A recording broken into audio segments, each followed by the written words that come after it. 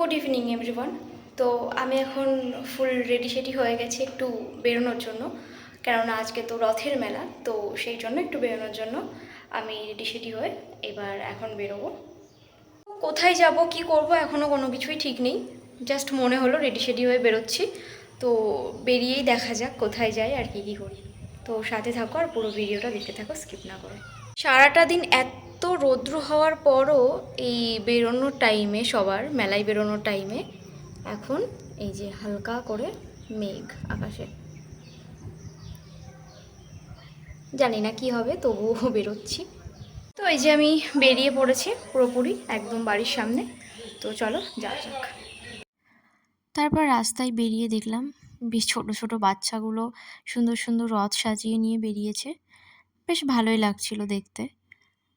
তো এগুলো দেখতে দেখতেই একটা বড় রথ দেখলাম, যেটা সত্যিই অনেকটা বড় ছিল, আর অনেকজন মিলে এটাকে টেনে নিয়ে যাচ্ছিল, ভালোই লাগছিল এগুলো।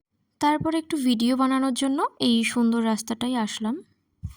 তো এই জায়গাটা কোথায়, জায়গাটার কী নাম আমি সত্যি নিজেও জানি না, তো দেখতে খুবই সুন্দর লাগছে, তো এটাই হচ্ছে আমাদের গ্রামের সৌন্দর্য।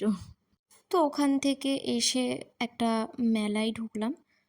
মেলাটা মোটামুটি ছিল আর কি, খুব বড় ছিল না। তারপর আমি একটু প্রণাম করে নিলাম, প্রণাম করে মেলাটাকে একটু ঘুরলাম।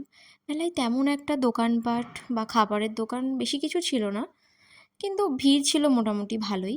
তাও বাচ্চাদের ওঠার জিনিসপত্র ছিল অনেক কটা। আর মেলায় একটা বড় নাগরদোলা ছিল, যেটাতে আমি কোনোদিন উঠিনি আর উঠবও না, কারণ এটাতে আমার অনেক ভয় করে। এটা দেখলেই কেমন জানি আমার ভয় করে, মাথা ঘোরায়, গোল গোল ঘুরছে এটা দেখলেই মাথা ঘোরায়। তো এই যে নাগরদোলাটা, আর বাচ্চাদেরও অনেক কিছু ছিল চড়ার এখানে। তো মেলা থেকে বেরিয়ে একটা বিরিয়ানির দোকানে এলাম, মেলাতে তেমন কিছুই খাইনি আর কি। তো এখানে আমি ওয়েট করছিলাম কখন আমাকে দেবে, কারণ আমার সত্যি বলতে অনেকটাই খিদে পেয়ে গেছিলো। বাড়িতে তো নিরামিষ, তার উপরে পনির রান্না হয়েছিল, যেটা আমি একেবারেই পছন্দ করি না। তো এখানে ওয়েট করছিলাম, তারপর আমাকে আমার বিরিয়ানিটা দিল।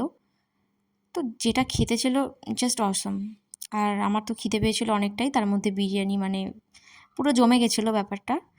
তো এখানে বিরিয়ানিটাও অনেক টেস্টি ছিল, আর চিকেনটাও ছিল অনেক সফট, মানে জাস্ট দারুণ ছিল চিকেনটাও।